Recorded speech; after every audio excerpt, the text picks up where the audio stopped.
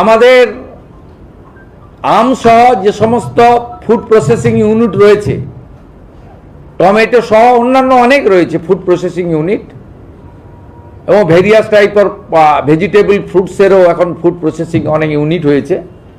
সেখানে তার উদ্যোগের কথা বলা হয়েছে, এমএসএমইর জন্য স্পষ্ট নির্দেশিকা রাখা হয়েছে, এর মধ্য দিয়ে ব্যাপক কর্মসংস্থান হতে পারে।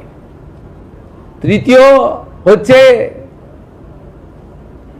ব্যবসা এবং ভর্তুকি কেন্দ্রিক নানা ধরনের যে সমস্ত শিক্ষিত যুবক যুবতীরা বা যারা স্কিল ট্রেনিং নেওয়ার পরে নিজে ছোট ব্যবসা করতে চান বা মাঝারি ব্যবসা করতে চান, তাদেরকে প্রধানমন্ত্রী মুদ্রা যোজনা, পিএমইজিপি, বিশ্বকর্মা ইত্যাদির মাধ্যমে ভর্তুকির ক্ষেত্রে অনেকটা দায়িত্ব রাজ্য সরকার নিয়েছে, বাজেটে এটা ছত্রছত্র আছে। এই তিনভাবে আমাদের এখানে কর্মসংস্থানের দিগন্ত উন্মোচিত হবে। এর সুফল আগামী 6-8 মাসের মধ্যেই আপনারা দেখতে পাবেন। প্রত্যেকটা জিনিসের একটা প্রসেস থাকে, একটু সময় লাগে।